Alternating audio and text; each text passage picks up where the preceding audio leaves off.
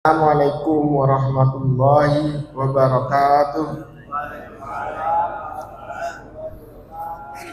Alhamdulillahirrahmanirrahim. Wa bihi nasta'in ala umuri waddin. Asyhadu an la ilaha illallah wa asyhadu anna Muhammadan abduhu wa rasuluh. La nabiyya ba'da amma ba'du. Rabbi shrah li sadri wa yassir li amri wa hlul 'uqdatam min lisani yafqahu qawli. Rabbi zidni ilman warzuqni fahman. Maha suci Allah, kita bersyukur kepada Allah atas segala limpahan rahmat dan karunia-Nya. Pada pagi hari ini Allah masih memberikan kepada kita nikmat sehat walafiat sehingga kita masih bisa menjalankan ibadah subuh berjamaah di masjid ini. Kemudian nikmat yang tak terhingga lainnya adalah nikmat iman maupun nikmat Islam yang Allah masih memberikan kepada diri kita sendiri. Selanjutnya, selawat dan salam kita sampaikan kepada baginda Nabi besar Muhammad sallallahu alaihi wasallam. Uswatun hasanah, beliau telah memberikan contoh-contoh suri tauladan dari kita untuk mendapatkan kesuksesan yang hakiki di dunia dan di akhirat. Dan kita juga semoga para sahabat dan umat baginda mendapatkan syafaat dari baginda Nabi Muhammad di yaumul akhir nantinya, tentu dengan izin Allah Subhanahu wa taala. Baik Bapak Ibu, seperti biasa setiap ahad pagi pada subuh kita mendapatkan pencerahan dari asatidz kita tentu untuk meningkatkan keimanan dan ketakwaan yang kita mendapatkan pengetahuan yang menarik dan bisa diimplementasikan di kehidupan kita sehari-hari. Baik, sebelum kita mulai, mari kita bersama membaca Al-Fatihah, tentunya untuk mendapatkan keridhaan dan keberkahan dari Allah Subhanahu wa taala. Al-Fatihah. Bismillahirrahmanirrahim.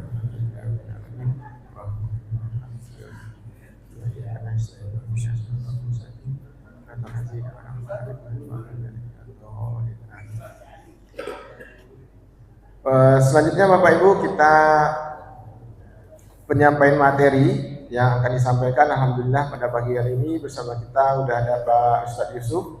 Nah, beliau akan menyampaikan mengenai Sama'il Muhammadiyah, yaitu bagaimana kehidupan bentuk sehari-hari Nabi Muhammad. Nah, tadi seperti yang telah disampaikan dalam pengantar, juga kita tentu dapat mengambil ibrah dari kehidupan Nabi sehari-hari. Nah, untuk itu kita simak bersama. Nanti kalau ada yang kurang jelas, ada waktu juga untuk tanya jawab. Kepada Pak Ustadz kita persilakan. Pak Dokter. Terima kasih Pak Haji. Bismillahirrahmanirrahim. Assalamualaikum warahmatullahi wabarakatuh. Waalaikumsalam warahmatullahi wabarakatuh. Alhamdulillahirabbil alamin. Wassalatu wassalamu ala asyrafil anbiya'i wal mursalin wa ala alihi wa ashabihi wa man tabi'ahum bi ihsanin ila yaumiddin, amma ba'd. Yang saya hormati para sesepuh bini sepuh, para asatidz, Bapak dan Ibu, hadirinul hadirat yang dimuliakan Allah Subhanahu wa taala.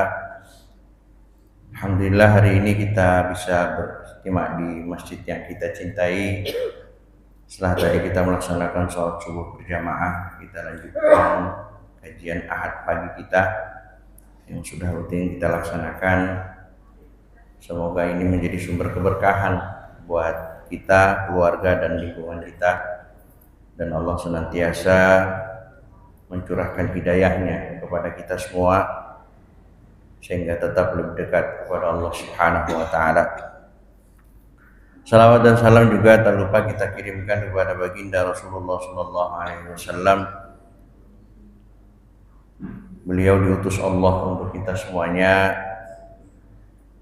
agar senantiasa kita dalam hidayah dan bimbingan Allah dan Rasul-Nya, untuk kemudian mempersiapkan diri kita menghadapi kehidupan yang lebih abadi, dan insya Allah kita akan berkumpul dengan Rasulullah sallallahu alaihi wasallam di surganya Allah Subhanahu wa taala. Amin ya rabbal alamin. Bapak dan Ibu yang dirahmati Allah Subhanahu wa taala, pada hari ini kita lanjutkan kajian kita terkait pribadi dan kehidupan Rasulullah SAW. Hari ini kita akan masuk pada bab yang ke-37, pendapat Rasulullah terhadap syair atau apa ya, mungkin termasuk dalamnya puisi. Kalau di dalam bahasa Arab disebut dengan syair atau syair. Rasulullah SAW dalam sebuah hadisnya beliau bersabda dari Abdullah bin Amr, Nabi SAW bersabda, "Asy-syi'ru bimanzilatil kalam, hasanuhu kahasanil kalam, wa qabihuhu kaqabihil kalam."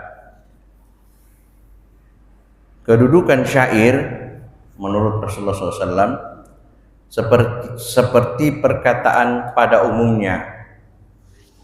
Syair yang baik seperti perkataan yang baik, dan syair yang buruk seperti perkataan yang buruk. Jadi kalau kita berkata yang baik, maka itu sebuah kebaikan. Kalau kita berkata yang buruk, maka itu sebuah keburukan. Syair pun seperti itu. Jadi syair bagi Rasulullah SAW seperti kedudukannya dengan tutur kata kita sehari-hari. Hukum syair seperti hukum status pembicaraan pada umumnya, karena pada hakikatnya syair itu sendiri merupakan ekspresi komunikasi yang disusun dengan kesenian dan bait-bait tertentu sehingga memiliki keindahan tersendiri. Nah, orang Arab itu memang ahli syair.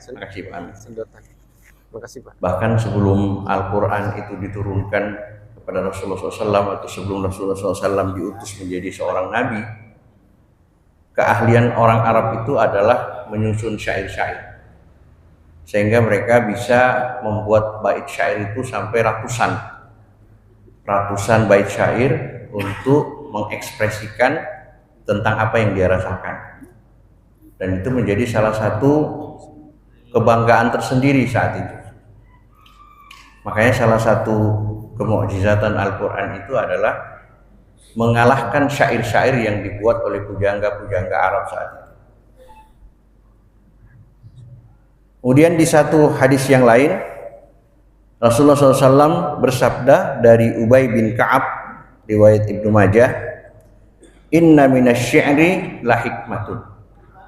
Sesungguhnya dari syair itu la hikmatan, mengandung hikmah, mengandung nasihat, mengandung ilmu pengetahuan, ibrah. Jadi syair ini bagi Rasulullah SAW, jika disampaikan atau isinya adalah kebaikan, maka dia memiliki kandungan hikmah yang baik, yang mungkin bisa jadi nasihat kita. Karena ada di antara kita itu ketika nasihat itu disampaikan dalam bentuk bait syair, itu lebih mudah dipahami dan lebih menyentuh biasanya. Maka Al-Quran itu hadir dengan syairnya yang luar biasa. Sampai-sampai kalau dalam satu riwayat itu, begitu kagumnya Abu Lahab dan Abu Jahal dengan bait-bait atau fasahatul kalamnya Al-Quran, sehingga ketika turun Al-Quran atau ketika Rasulullah SAW membaca Al-Quran, mereka sebenarnya berusaha untuk mendengarkan apa yang dibacakan oleh Rasulullah. Bahkan dalam satu riwayat, Rasulullah SAW mengaji di rumahnya, itu didatangi atau Abu Jahal ini datang ngumpet-ngumpet pengen dengar apa yang sedang dibaca oleh Rasulullah. Mereka kagum, tidak mungkin ini buatan Muhammad, karena menurut mereka Rasulullah tidak mungkin memiliki kemampuan syair yang luar biasa sementara beliau adalah seorang ummi, seorang yang buta huruf, orang yang belajar saja, orang yang pinter saja saat itu tidak bisa menulis bait seindah apa yang disampaikan atau dibacakan oleh Rasulullah dari ayat-ayat Al-Quran. Makanya tepat ketika Al-Quran menyampaikan kepada kita semua bahwa wa in kuntum fi raibin mimma nazzalna ala abdina fa'tu bi suratin min mithli wa da'u syuhada'akum min dunillahi in kuntum shadiqin. Kalau kalian ragu dari apa yang kami turunkan kepada hamba kami Rasulullah sallallahu alaihi wasallam, fa'tu bi surat min mithli, maka datangkanlah satu surah yang bisa menandingi apa yang kami turunkan kepada hamba kami Muhammad. Dan ajaklah seluruh sekutu-sekutu kalian selain Allah untuk membuat syair yang lebih indah dari kalimat-kalimat Al-Quran. In kuntum shadiqin, kalau kalian benar-benar orang yang benar. Fa in lam taf'alu, kalau kalian tidak mampu melakukannya, walan taf'alu, penegasan Al-Quran. Kalau ada kalimat lan dalam Al-Quran, maka penegasannya tidak akan mungkin bisa. Walan taf'alu, dan pasti kalian tidak bisa melakukannya. Fa in lam taf'alu walan taf'alu. Begitu penegasan Al-Quran bahwa kita tidak mungkin melakukan itu. Sehebat apapun kemampuan kita dalam menulis bait-bait syair, maka tidak ada satupun di antara manusia yang mampu menandingi kehebatan syair-syair Al-Quran. Jadi kita ini sebenarnya sudah dianugerahi hal-hal yang luar biasa oleh Allah Subhanahu wa Ta'ala, tapi kadang-kadang masih kita tidak bisa menikmati keindahan syair-syair Al-Quran. Bapak kalau sering baca Quran, rutin tiap hari baca Quran, terus baca syair Arab, pasti rasanya beda. Oh, itu bukan ayat, itu cuma syair. Kenapa? Sautnya beda. Perasaan yang kita dapat dari baca Quran itu beda dibanding sautnya kita ketika kita membaca syair-syair Arab atau syair-syair Arab. Bapak Ibu yang dirahmati Allah Subhanahu wa Ta'ala, kemudian dalam sebuah hadis, haddatsana Muhammad ibn Musanna qala haddatsana Muhammad ibn Ja'far qala haddatsana Syu'bah an Aswad ibn Qais an Jundub bin Sufyan al-Bajali qala asaba hajarun uswa Rasulillah sallallahu alaihi wasallam fadamiyat faqala hal anti illa usbu'un damit wa fi sabilillahi ma laqit. Dari Jundub bin Sufyan al-Bajali, ia berkata, suatu ketika jari Rasulullah sallallahu alaihi wasallam terbentur batu. Jadi dalam sebuah peperangan, kaki Rasulullah atau jari-jari kaki Rasulullah itu terbentur batu. Kemudian beliau sallallahu alaihi wasallam bersyair, membuat syair yang sederhana tapi memiliki hikmah yang luar biasa. Apa yang beliau sampaikan? Hal anti illa usbu'un damit wa fi sabilillahi ma laqit. Engkau tidak lain hanyalah jari yang terluka di jalan Allah karena segala sesuatu yang engkau temui. Jadi ketika kakinya terbentur ke batu, yang Rasulullah ingat adalah jari-jari itu adalah jari-jari yang digunakan untuk berjuang di jalan Allah, dan beliau mengatakan bahwa segala sesuatu yang engkau temui itu merupakan pahala di sisi Allah Subhanahu wa Ta'ala. Nah, kalau kita mungkin benturan kaki kita terbentur, ada yang jerit-jerit kali. Makanya dulu ulama-ulama terdahulu itu yang karismatik ya, Ketika kakinya terbentur, subhanallah. Kakinya terbentur, alhamdulillah. Jadi yang keluar dari lisan-lisan mereka itu, orang-orang soleh itu ketika dibenturkan dengan musibah, dibenturkan dengan sesuatu adalah pujian kepada Allah Subhanahu wa ta'ala. Kemudian Rasulullah SAW di hadis yang lain menyampaikan kepada kita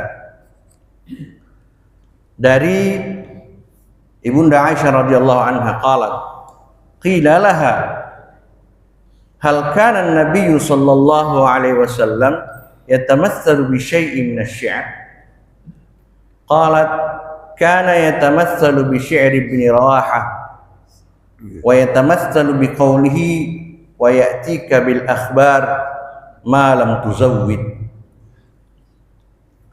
Dari Ibunda Aisyah radhiyallahu anha, ia berkata, suatu ketika ia ditanya, apakah Rasulullah sallallahu alaihi wasallam pernah menyampaikan permisalan dengan syair?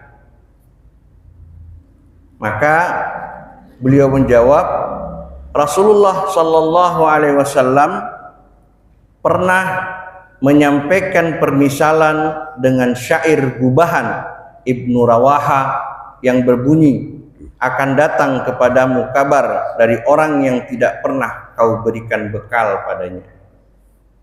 Wa ya'tika bil akhbar ma lam tuzawwid. Itu kalimat syair-syair yang dibuat oleh para sahabat Nabi. Nama lengkap Ibnu Rawahah adalah Abdullah bin Rawahah, seorang sahabat Ansar dari suku Khazraj. Ini salah satu suku terbesar di Madinah saat itu.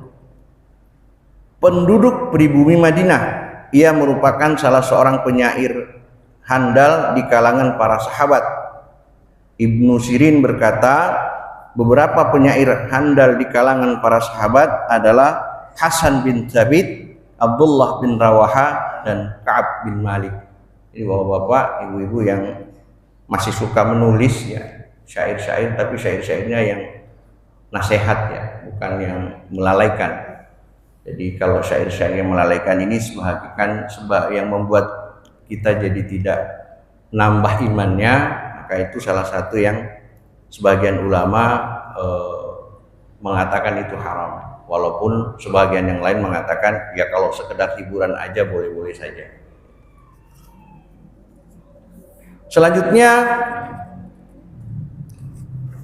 Rasulullah SAW dalam sebuah hadisnya yang diriwayatkan oleh Anas bin Malik, anna Nabiya sallallahu alaihi wasallam dakhala Makkah fi umratil qada wa ibnu Rawaha yamshi baina yadayhi wa huwa yaqul khallu banil kuffar an sabili al yawma nadribukum ala tanzili darban yuzilul ham an qatili wa yudhilul khalila an khalili. Faqala lahu Umar ya ibn Rawaha baina yaday Rasulillah sallallahu alaihi wasallam wa fi haramillahi taqulu syi'r. Faqala sallallahu alaihi wasallam khalli anhu ya Umar falahiya asra'u fihim min nadhid nabl. Jadi ceritanya gini, udah paham Pak? Belum ya? Saya terjemahkan ya. Dari Anas bin Malik, ketika Rasulullah SAW memasuki kota Mekah, jadi dakhala Makkata fi umratil qada, pada umratul qada. Kemudian, nah itu tadi Abdullah bin Rawaha, wa ibnu Rawaha yamshi baina yadayhi. Sementara salah seorang penyair sahabat saat itu, Abdullah bin Rawaha, berjalan di depan Rasulullah SAW. Kemudian beliau melantunkan syair, bait-bait syair.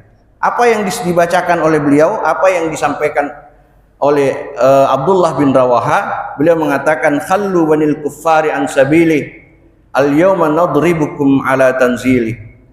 Singkirkan anak keturunan kafir dari jalan yang akan dilalui oleh Rasulullah sallallahu alaihi wasallam. Hari ini kami habisi kalian sesuai dengan wahyu yang diturunkan kepadanya. Darban yuzilul ham an maqili wa yudkhilul khalila an khalili. Dengan serangan yang menghempaskan kepala dari tempatnya, dengan pukulan yang sanggup mematikan cinta dari para pecinta. Mendengar itu, Umar bin Khattab ini kan orangnya galak, Pak. Apa yang disampaikan Umar? Ya bin Rawaha, baina yaday Rasulillah sallallahu alaihi wasallam wa fi haramillahi taqulu syi'r.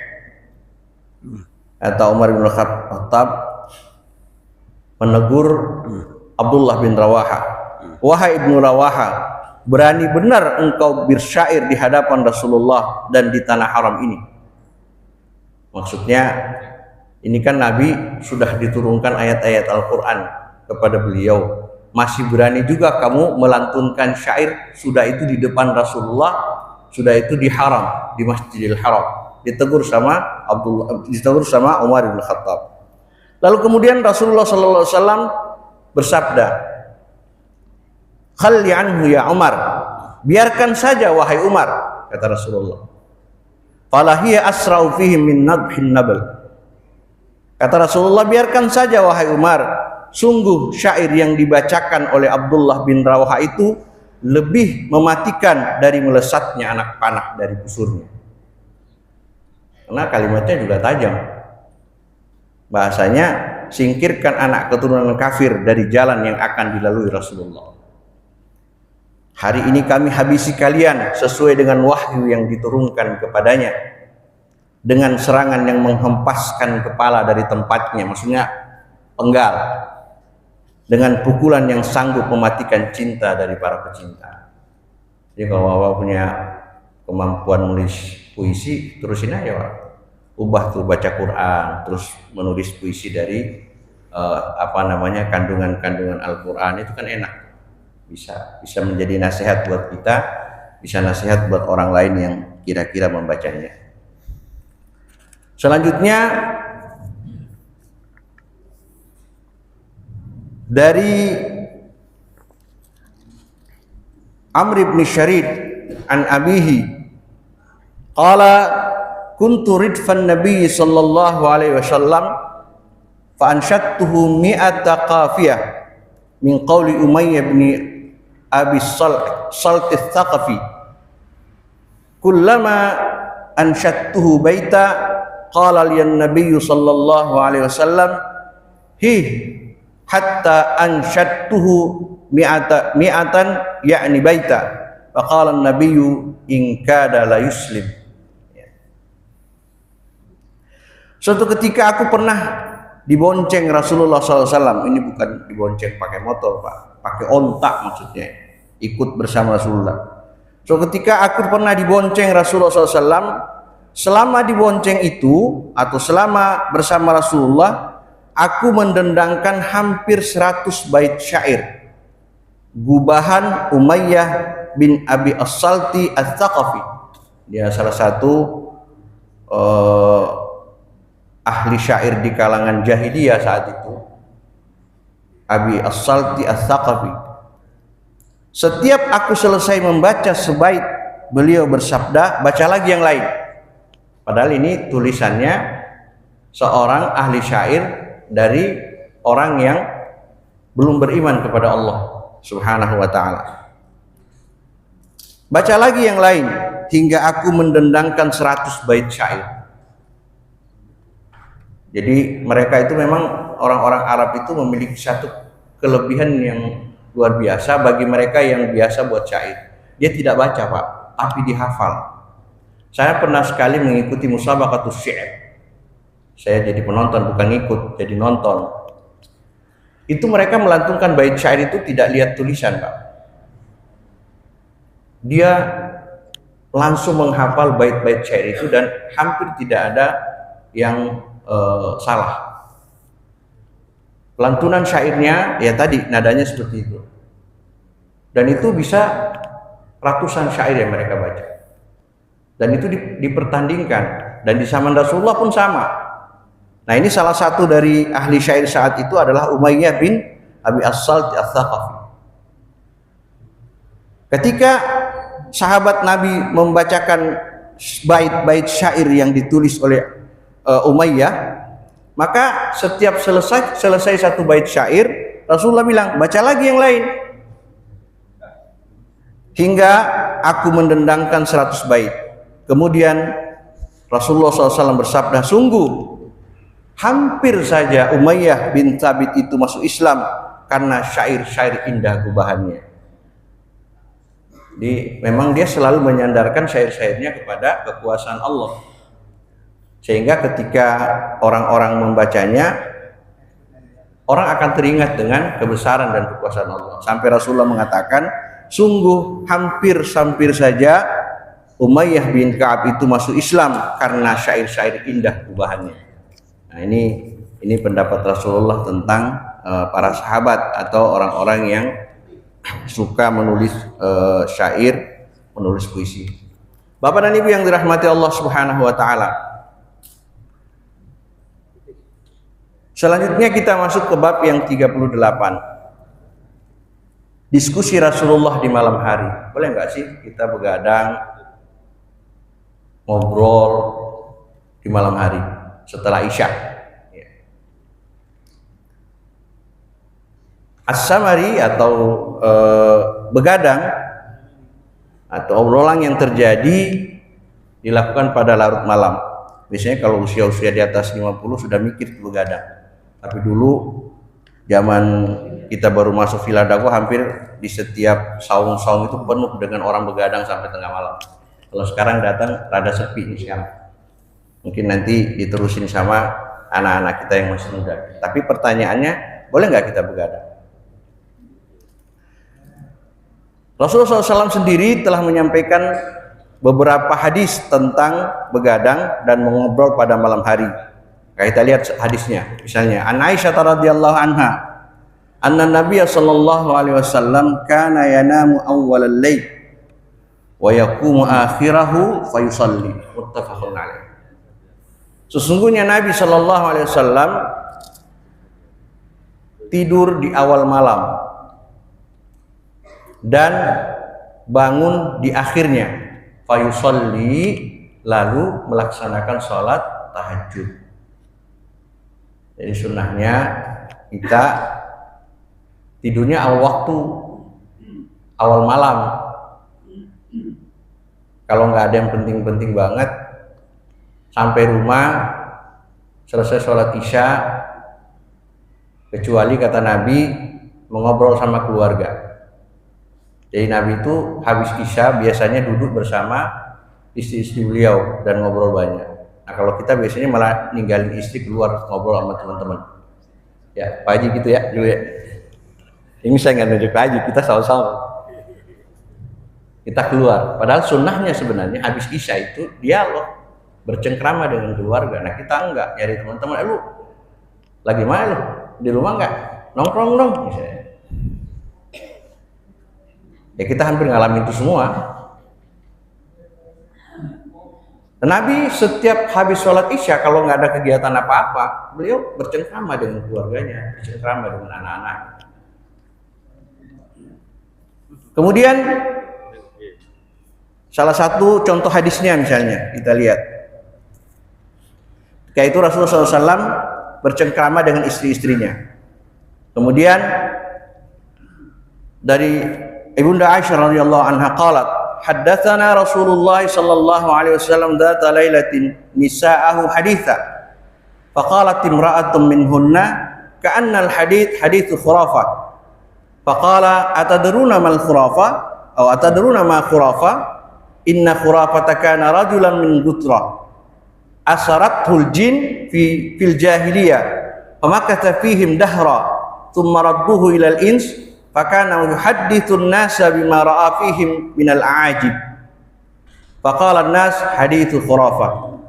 Dulu kita sering menyampaikan itu khurafat.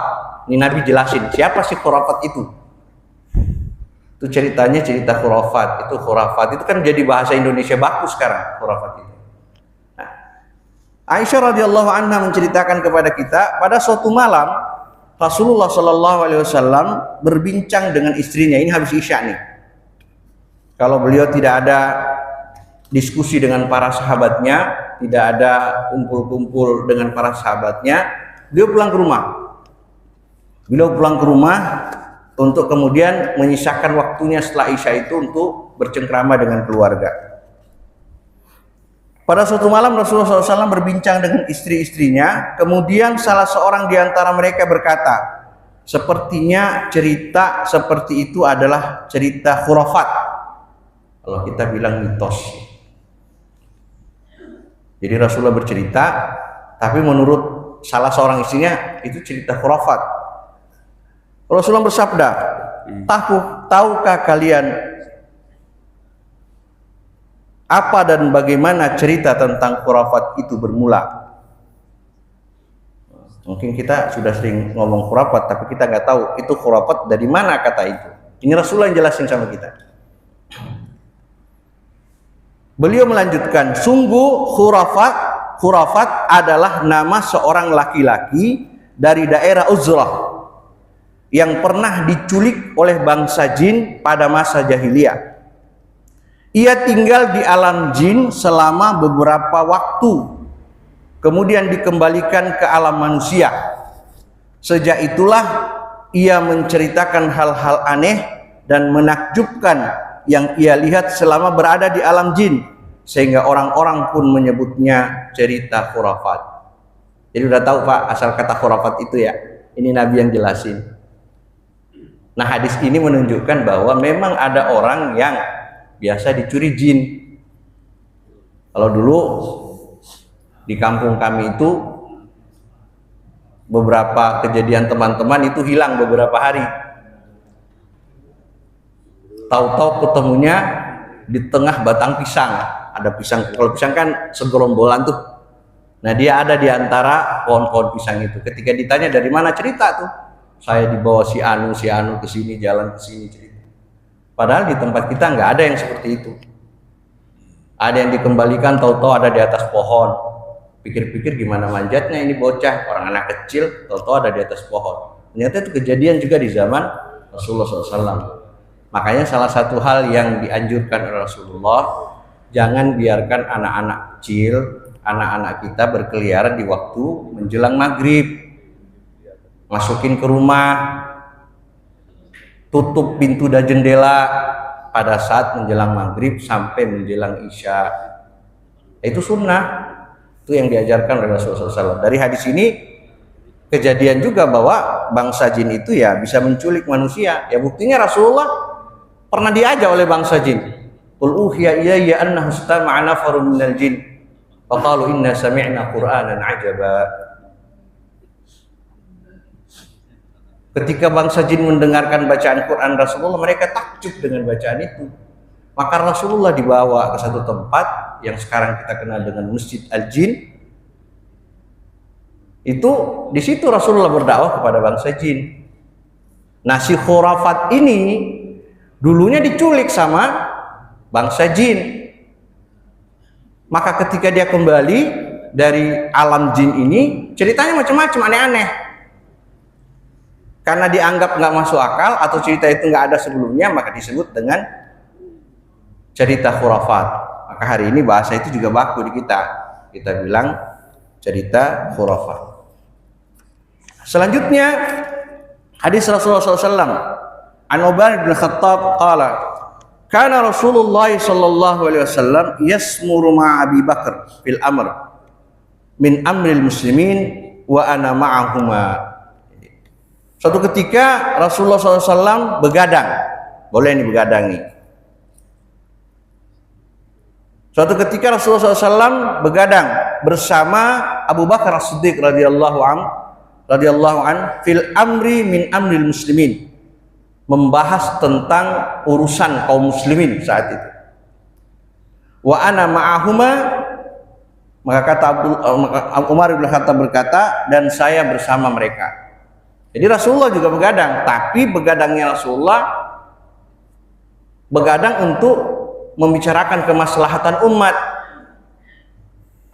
kemaslahatan umat muslimin saat itu, kaum muslimin saat itu. Dan itu ditemani oleh Abu Bakar As-Siddiq dan Umar bin Khattab.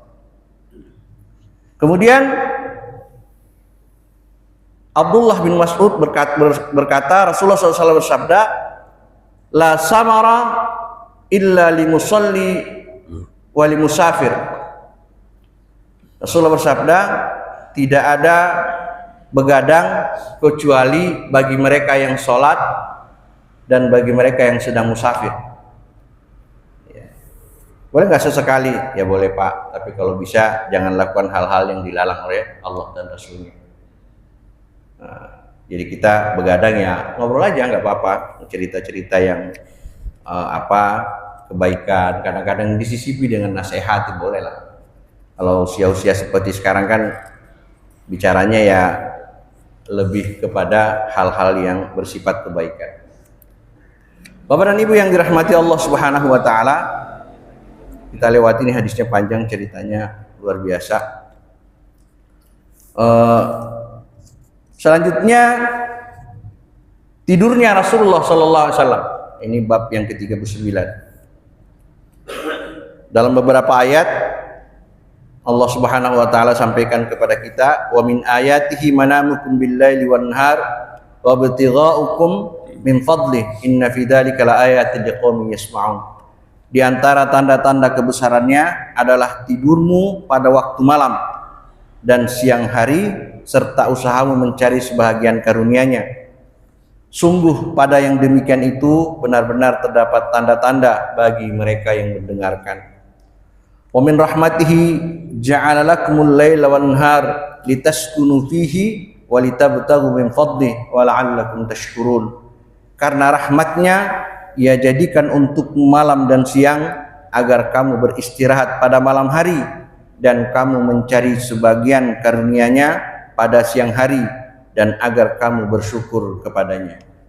Jadi tadi dengan dijadikan malam itu dijadikan kita buat istirahat, walaupun saat ini sebagian kita kerjanya malah malam hari. Di malam dijadikan kerja, siangnya dipakai buat istirahat. Nah itu karena memang faktor pekerjaan. Tapi kalau nggak ada yang terlalu urgent, udah kita manfaatkan waktu malam itu untuk beristirahat. Litaskunu fihi wa litabtaghu min fadlih. Jadi kita gunakan untuk beristirahat benar-benar karena waktu malam ini adalah istirahatnya kita semua dan seluruh makhluk yang Allah ciptakan. Makanya kalau dulu ada penelitian itu, buah-buahan yang di malam hari diberikan sinar, diberikan penerangan lampu dengan tanaman yang tidak diberikan penerangan lampu, dia hidup alami begitu saja, maka hasil buahnya itu lebih bagus yang tidak diberikan penerangan, karena alaminya seperti itu. Makanya sunnah Nabi itu kalau kita tidur sebaiknya lampu-lampu itu dipadamkan, karena anggota tubuh kita ini juga ikut beristirahat, bukan mata kita saja. Makanya sunnahnya kalau kita tidur, lampu-lampu di rumah itu dimatikan saja, supaya kita beda rasanya kalau kita tidur lampunya terang di malam hari dibanding lampu-lampu itu dipadamkan. Kadang-kadang ada yang sudah nggak bisa, kenapa? Ya sudah terbiasa dengan lampu nyala baru tidur. Nah, tapi sunnahnya kita disunnahkan untuk memadamkan lampu ketika kita mau tidur. Jika Nabi Shallallahu Alaihi Wasallam berbaring hendak tidur, beliau meletakkan telapak tangan kanannya di bawah pipi kanan, miring menghadap kanan, kemudian berdoa, Rabbi qini adzabaka yauma tab'atu ibadah. Jadi Nabi kalau mau tidur, ini telapak tangan kanannya itu diletakkan di pipi, kemudian beliau menghadap ke arah kanan. Itu cara Nabi memulai tidurnya. Sampai tidur enggak, sampai pagi enggak juga. Memulai tidurnya caranya Nabi seperti itu. Beliau telapak tangannya yang kanan ditaruh di sebelah kanan, kemudian beliau baring tidur. Lalu membaca doa, Rabbikini adzabaka yauma tab'atu ibadak. Kalau kita kan ada doa yang lain, misalnya Allahumma bismika amutu wa ahya. Ada juga yang Allahumma bismika ahya wa amut. Terserah mau dibolak-balik juga sama aja. Nah, itu yang dilakukan Rasulullah ketika hendak memulai tidur. Jadi beliau meletakkan tangan kanannya di pipi kanannya, kemudian berbaring mengarah ke sebelah kanan. Kemudian hadis yang lain, haddatsana Israil an Abi Ishaq an Abdullah wa mithlahu qala yauma yajma'u ibadak. Jadi doanya Rabbi kini adzabaka yauma tab'atu ibadak. Ya, mana saja yang mungkin kita sudah hafal boleh kita baca pada saat kita tidur. Nah, wa idza staiqaz, ketika Rasulullah bangun dari tidur, Rasulullah sallallahu alaihi wasallam membaca doa alhamdulillahilladzi ahyana ba'dama amatana wa ilaihin nusyur. Nah, itu sunnah. Ya, sunnah-sunnah sederhana aja kita hidupkan. Kalau kita belum bisa salat tahajud 8 rakaat pun nggak apa-apa, tapi doa-doa yang pendek-pendek begini aja kita amalkan. Siapa tahu doa-doa pendek ini masukin kita surga. Kan kita nggak tahu amal kebaikan yang mana nanti yang akan dihisap oleh Allah yang menyelamatkan kita dari siksa neraka dan kita menjadi ahli surga. Kita nggak tahu mana amal itu. Maka lakukan hal-hal kecil, kebaikan-kebaikan kecil yang mudah-mudahan itu menjadi wasilah kita menjadi ahli surga. Kemudian Rasulullah SAW dari Ibunda Aisyah radhiyallahu anha qalat kana Rasulullah sallallahu alaihi wasallam idza awa ila firashihi kullalaila jama'a kaffaihi fanafatha fihima wa qara'a fihima qul huwallahu ahad wa qul a'udzu birabbil falaq wa qul a'udzu birabbin nas thumma masaha bihima mastata' min jasadihi yabda'u bihima ra'sahu wa wajhahu wa ma aqbala min jasadihi wa yasna'u dzalika thalath marrat. Ini juga mungkin banyak yang lupa atau diantara kita juga sudah mengamalkan. Dari Ibunda Aisyah radhiyallahu anha, beliau menyampaikan kepada kita setiap malam apabila Rasulullah SAW hendak berbaring, hendak tidur, beliau menangkupkan kedua tangannya. Ini ya Pak. Kemudian meniupnya dan membaca surah Qul huwallahu ahad, Qul a'udzu birabbil falaq dan Qul a'udzu birabbin nas. Kemudian beliau mengusap kedua telapak tangannya. Jadi beliau baca Qul huwallahu ahad, Qul a'udzu birabbil falaq, Qul a'udzu birabbin nas. Ada yang mengatakan ditiup, kalau hadis ini tidak menyebutkan ditiup. Tapi setelah baca langsung diusap dari kepala sampai ke seluruh badan sampai ke bawah. Tapi kata Nabi, kata Aisyah, Bunda Aisyah, "Tsumma mashabihi wa mastata'a min jasadihi." Kemudian beliau mengusapkan kedua telapak tangannya ke seluruh anggota tubuh yang dapat dijangkau. Jadi kalau yang nggak bisa dijangkau nggak usah dipaksain sampai ke belakang nggak usah, selewat ini saja. Beliau memulai dari membasuh kepala, wajah dan anggota tubuh bagian depan. Beliau mengusap sebanyak 3 kali. Jadi kalau dulu diajarin sama guru tuh ditiup, diusap dari kepala ke muka, ke badan, ke kaki, terus ke belakang, ke atas, dari belakang ke dorong ke bawah. Gitu aja Pak. Ya semampu kita mengusap, Dan itu dilakukan selama 3 kali. Selanjutnya yang terakhir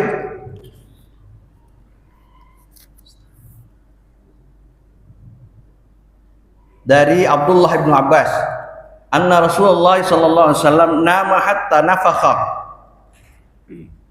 Wa kana idza nama nafakha fa atahu Bilal fa adanahu bis shalah. Faqama wa shalla wa lam yatawadda. Wa fil hadits qissah.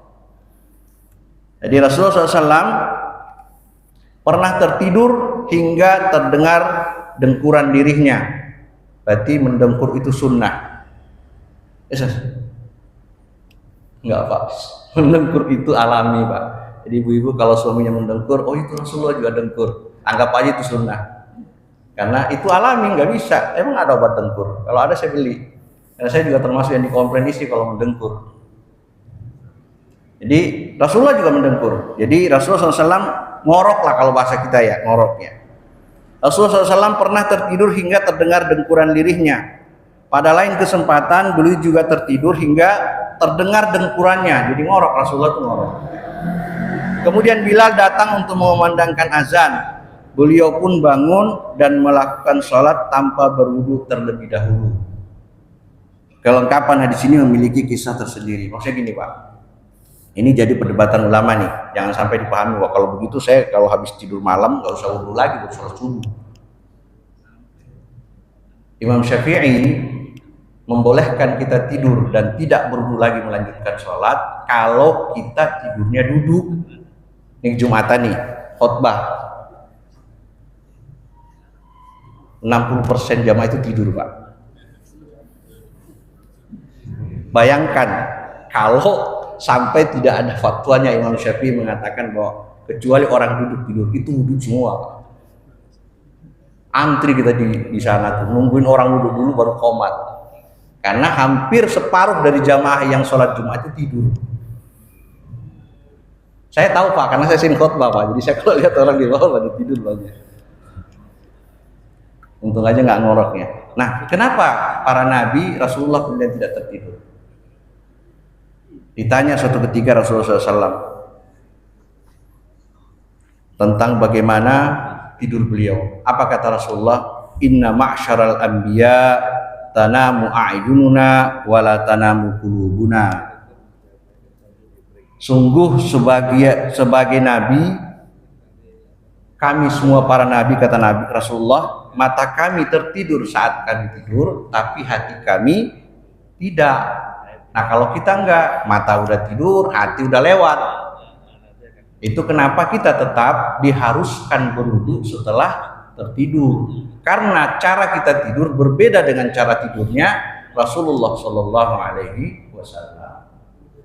Ini Bapak misalnya lagi datang ke masjid, sholat, kalau lagi duduk tidurnya masih bisa tuh sholat lagi. Bahkan ada ulama walaupun dia duduk tidur tapi sampai keangkat pantatnya misalnya, wudu lagi. Walaupun pendapat itu tidak begitu kuat. Karena Imam Syafi'i hanya menyebutkan kalau dia tertidur sambil duduk maka dia bisa langsung melaksanakan sholat. Tapi kalau Bapak datang ke masjid, apalagi Jumatan rebahan tidur, bangun wudu Pak. Wudu. Karena kita sudah tidak duduk lagi. Makanya orang-orang yang sholat Jumat itu salah satu keringanan yang Allah berikan ya, kalau tertidur sholat Jumat, Rasulullah berikan, ya kita bisa langsung melaksanakan sholat Jumat. Jadi Rasulullah SAW pada hadis ini beliau dibangunkan oleh azannya Bilal untuk sholat, maka ketika beliau terbangun, beliau tidak wudhu lagi, beliau langsung sholat. Kenapa? Tadi sudah dijelaskan, karena Rasulullah dan para nabi itu kalau tidur, matanya tidur tapi hatinya enggak. Itu alasan ulama kenapa hadis ini disampaikan oleh para ulama kita untuk memberikan kepada kita perbedaan kita dengan tidurnya para nabi, khususnya Rasulullah Shallallahu Alaihi Wasallam. Bapak dan Ibu yang dirahmati Allah Subhanahu Wa Taala, ini saja mungkin yang bisa saya sampaikan pada kesempatan hari ini. Semoga kita semua senantiasa mendapatkan petunjuk dan belajar dari kisah-kisah Rasulullah SAW, kemudian menjadi ibrah dan nasihat buat kita semua. Mohon maaf bila ada kekurangan. Akhirul kalam. Wassalamualaikum warahmatullahi wabarakatuh. Waalaikumsalam warahmatullahi wabarakatuh. Alhamdulillah, demikian tadi bagaimana kehidupan sehari-hari dari Nabi Muhammad SAW yang bisa kita contoh dan laksanakan atau implementasikan. Seperti tadi, kalau pada malam hari itu baginda Nabi cepat tidurnya dan juga cepat lagi bangunnya gitu ya. Sebelum tidur, setelah Isya itu juga bercengkrama dengan keluarganya. Kemudian sebelum tidur juga ada membaca doa tidur, dan waktu bangun juga ada doa. Waktu memulai tidur juga tangan ke pipi beliau dan menghadap ke kanan. Kemudian tadi ada dijelaskan oleh Pak Ustadz, mungkin ada yang masih kurang jelas atau apa, ada yang nanya? Antum nggak usah nanya. Udah tahu jawabannya soalnya. Iya. Udah.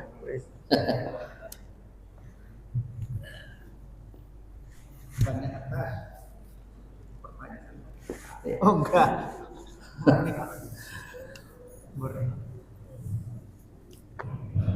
Assalamualaikum warahmatullahi wabarakatuh. Waalaikumsalam warahmatullahi wabarakatuh. Saya juga ingin ambil tanya saya. Bukan ngetes. Ini menjadi kira-kira ini kalau di kira-kira atau alam itu ada pakarnya nanti fikih ya. Nah, tadi kita bersama Yusuf tentang sakit positif. Bahkan memang sahabat itu kalau mau perang ya itu diselamati dengan dibaca sakit untuk semangat, bukan dikasih ingin nanti dapat 25 atau sebagainya. Ya. Ini yang mungkin menjadi polemik antara boleh dan tidak boleh. Bagaimana kalau kita baca qasidah, baca sakit di dalam masjid? Nah, sebagian ada yang boleh, ada yang memang dilarang. Nah, sementara kita sendiri sering menyaksikan, melihat, yaitu seperti di dalam masjid Istiqlal ketika ada acara tertentu, ya mereka itu baca syair dengan qasidah-qasidah yang memang di situ adalah puji-pujian, sholawat kepada baginda Rasulullah Muhammad SAW. Nah, bagaimana kita menyikapi hal itu? Ya, karena memang ada yang benar, ada yang tidak.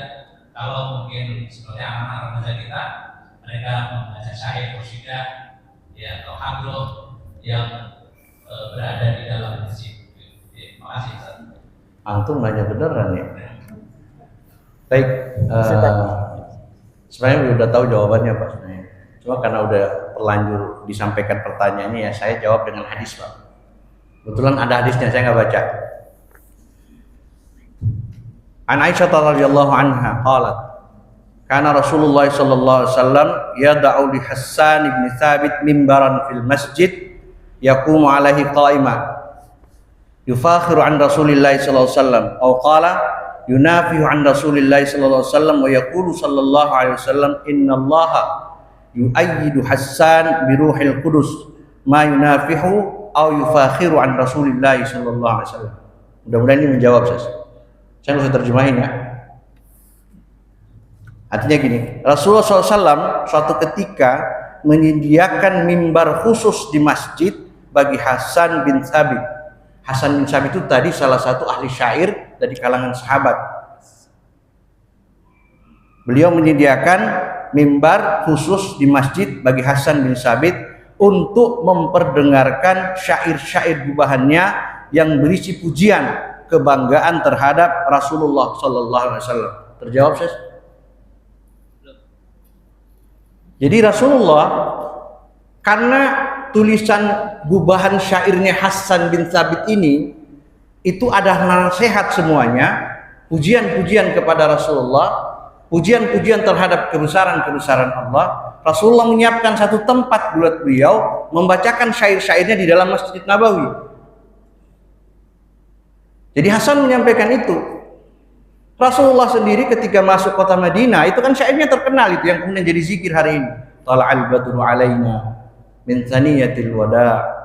Itu kan syair yang ditulis oleh kaum Ansar untuk menyambut kedatangan Rasulullah dan Abu Bakar As-Siddiq. Nah, ketika Hasan bin Thabit ini banyak menulis syair-syair nasihat, gubahan-gubahan syair nasihat yang memuji Rasulullah, memuji kebesaran Allah, Rasulullah menyiapkan tempat di dalam masjid, satu tempat untuk beliau membacakan syair-syair. Tetapi syair-syair ini tentunya hal-hal yang berkaitan dengan nasihat, menyemangati kita untuk beriman dan bertakwa kepada Allah Subhanahu wa taala. Tidak sekedar senandung yang tidak kemudian memiliki makna apa-apa. Jadi kalau dalam satu masjid anak-anak kita misalnya mereka mendendangkan syair tentang kebaikan-kebaikan dan kebesaran Allah, dengan hadis ini diperbolehkan asal tidak berlebihan. Kadang-kadang kan kita berlebihan di dalam masjid. Mungkin kalaupun menggunakan alat musik jangan yang terlalu kayak di diskotik gitu loh.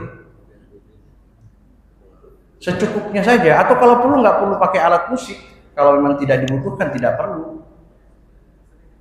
Atau bisa mungkin disediakan satu tempat di samping masjid, karena memang yang perdebatan sebenarnya itu adalah alatnya.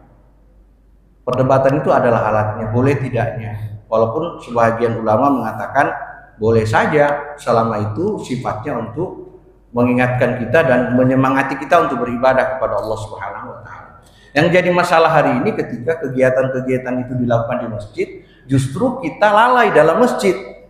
Nah, itu yang jadi masalah. Tapi kalau itu dilakukan untuk menyemangati kita semua yang hadir di sana bisa merasakan sentuhan dari syair-syair yang disampaikan itu, ya dengan hadis ini diperbolehkan. Kemudian Rasulullah SAW menyediakan mimbar khusus di masjid bagi Hasan bin Thabit untuk memperdengarkan syair-syair gubahannya yang berisi pujian kebanggaan terhadap Rasulullah SAW. Beliau bersabda, Allah Subhanahu wa taala membantu Hasan dengan mengirimkan Ruhul Qudus, malaikat, ketika menggubah syair-syairnya yang mampu memberikan semangat kepada Rasulullah SAW. Ya tadi Syafi'i sudah menyampaikan, ketika mau berangkat perang saja itu para sahabat mengundangkan syair. Untuk apa? Menyemangati para mujahidin dan Rasulullah SAW untuk menghadapi musuh-musuh Allah. Mereka keluarkan syair-syairnya, keluar. Kan cerita-cerita syair itu, bait-bait syair itu kalau ditulis dengan sentuhan hati itu pasti rasanya sentuhannya itu beda. Karena kalau hati bicara dengan hati itu beda. Jadi kira-kira gitu saja. Jadi dengan hadis ini ya sah-sah saja kita mengumandangkan syair-syair di dalam masjid, tapi selama itu tidak melalaikan. Nah, ini yang mungkin walaupun memang sebagian ulama juga mengatakan nggak usah, ngapain sih. Padahal ini kan sebenarnya lebih kepada nasihat buat kita semuanya. Sekali lagi bahwa kalau kegiatan seperti itu kemudian membuat kita justru tidak bisa tenang beribadah di masjid, maka sebaiknya tidak usah. Tapi kalau memang itu memang memberikan penyemangat buat kita dalam beribadah kepada Allah, maka insya Allah para ulama juga insya Allah membolehkan. Kira-kira gitu, Sus. Terima kasih. Ya, demikian tadi. Siapa di Mas ya? Sini, Pak. Saya ingin berbagi juga. Itu kan pertentangan antara salaf dengan yang lain ya, Pak ya. Iya. Kalau salaf itu kan memang mengharamkan, tapi yang diharamkan itu musik, gitu ya. Nah, sekarang kita harus kenal definisi musik itu harus sama dulu, gitu. Jadi kalau syair-syair saja kan itu kan tidak ada musik, ya. Jadi seolah-olah kalau di benak kita kalau musik itu kan antara perpaduan antara syair-syair yang dinyanyikan dan alat musik, gitu ya, Pak. Tapi itu masih menjadi dilematis, gitu kan. Mereka mengatakan kalau musik itu haram, gitu kan. Salaf kan begitu. Nah, itu memang perlu tadi juga saya ingin tanya, perlu pencerahan sebenarnya musik seperti apa gitu, Bapak ya?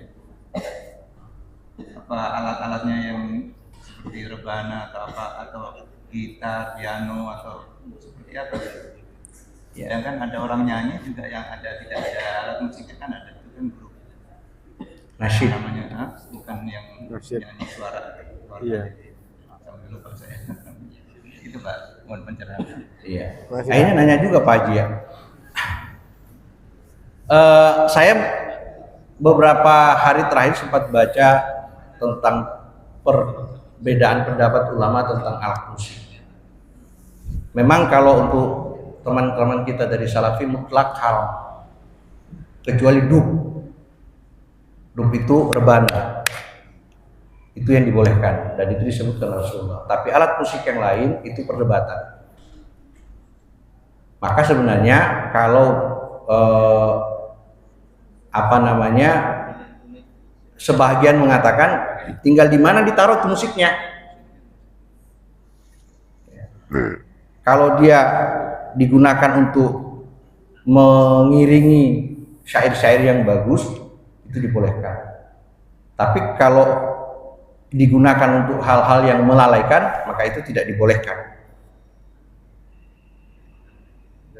Jadi kalau melihat penyampaian Rasulullah SAW bahwa alat musik yang dibolehkan itu hanya kayak mirip-mirip berbana lah, mirip-mirip berbana. Karena di negeri Arab juga sebenarnya mereka lebih banyak itu, lebih banyak alat-alat musik seperti itu. Tapi walau alam bisawab, saya juga tidak bisa memutuskan mana alat musik yang halal atau tidak. Tapi saya hanya membaca pendapat ulama bahwa ada yang membolehkan musik itu dengan catatan alat musik itu digunakan untuk hal-hal yang syairnya baik. Tapi kalau itu melalaikan, maka jatuhnya menjadi haram semuanya, termasuk syairnya. Kan tadi sudah disampaikan di awal, syair itu seperti tutur kata kita. Kalau tutur kata kita baik, maka syair itu menjadi baik. Tapi kalau tutur kata atau isi syair itu jelek, maka itu menjadi sebuah keburukan. Nah, nanti mengenai alat musik ini memang menjadi khilafiyah yang tidak pernah berujung sebenarnya, tidak pernah berujung tapi ya kalau teman-teman kita dari salafi, mereka sepakat mutlak haram, kecuali satu aja yang dibolehkan, benar. Maka dulu ketika rame orang tentang alat musik ini, muncullah grup-grup nasyid itu. Grup-grup nasyid yang hanya bersenandung tanpa alat musik. Nah itu diperlombakan dulu. Sekarang kayaknya sudah jarang. Kalau dulu ada grup-grup nasyid tahun-tahun 90-an tuh banyak.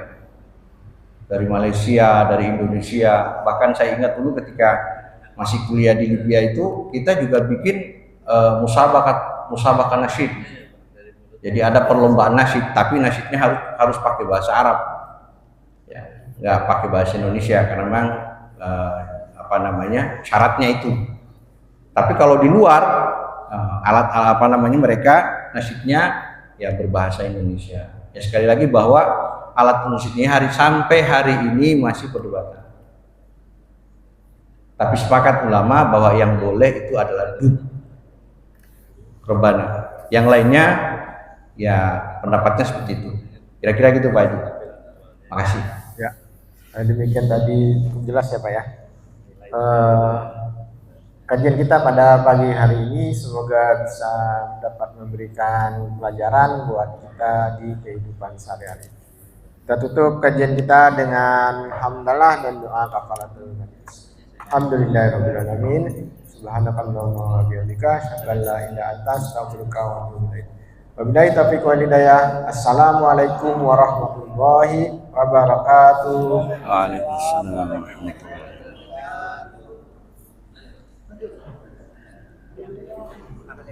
Sama-sama Pak Haji. Afwan Pak. Sehat. Haji sehat Pak Haji. Insyaallah.